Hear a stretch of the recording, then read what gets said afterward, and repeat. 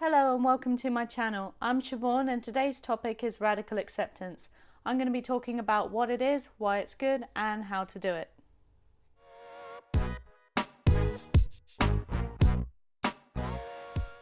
Have you ever been in a situation where the more you try to manage, fix or control a situation, the less it wants to change? When you spend energy trying to change stuff that you can't control, it prolongs your suffering and just leads to burnout. The alternative is to accept the situation for what it is. To get one thing clear, acceptance is not the same as condoning a situation. You can accept that something is the case, even though you don't want it to be the case. The radical part of radical acceptance, I think, is taking a spontaneous decision in the heat of the moment to give up the fight. There have been times where I've swung from trying so hard to change something to suddenly and abruptly realizing that, you know what, there's nothing I can do. This person or this situation isn't going to change, and I find that experience quite freeing. Maybe it's not an external event that you need to accept, but rather a limitation within yourself. So for example, instead of telling yourself that you shouldn't feel a certain way, even though you do feel that way, or that you should be doing better, which is my personal favorite, you tell yourself that you are where you are, you accept who you are in the moment, and then you decide how you want to improve, coming from a place of gentle acceptance of yourself rather than forceful self-loathing and trying to wrench yourself away from what so obviously is the case. I randomly met someone in the pub once when I was going through a really bad breakup, and she said something I'll never forget. Instead of telling me, as so many other people had, to just get over it, to just move on and stop going back, she said, "Look, it's obvious that you're caught up in something that's really difficult for you right now, and I think it's going to take a few more cycles before you're ready to let it go.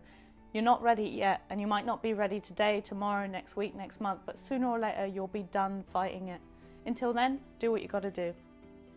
Essentially what she did was she gave me permission to be who I was in that moment, and I did find it radical, this concept of needing to go through a bit more rubbish before I was ready to let it go. And not only that, but that this was perfectly okay, that it was acceptable even.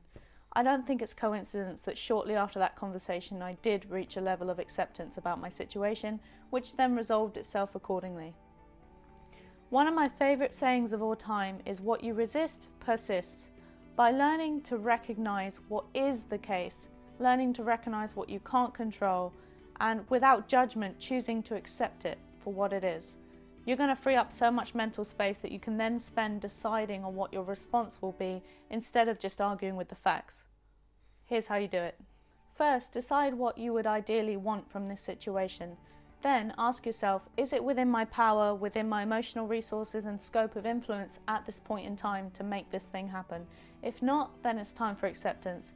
So ask yourself what the impact of radically accepting your situation would be, and then decide, just decide as you're watching this video, to let it go. Let go of the struggle, let go of the fight. You're done fighting now, you're done resisting the facts. From now on, your only job is to respond to the isness of your life rather than the should-be-ness.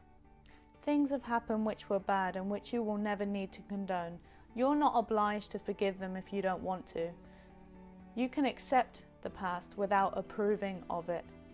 And once you realise what you can't control and let go of that struggle of resisting the reality of what is or what has happened, then you can move on to what you can control, which is how you want to respond, who you want to be in relation to those experiences. Children don't have any control over their abuse, but as adults we can steer our lives in a good direction, and I find radical acceptance to be a vital step in learning to let go of the self-reproach and the constant analysis over something that wasn't our fault to begin with and isn't our burden to bear.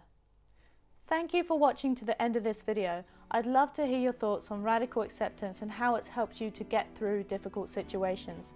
Please share and subscribe this video, and you can also suggest a new topic in the comments below. I'll see you next week.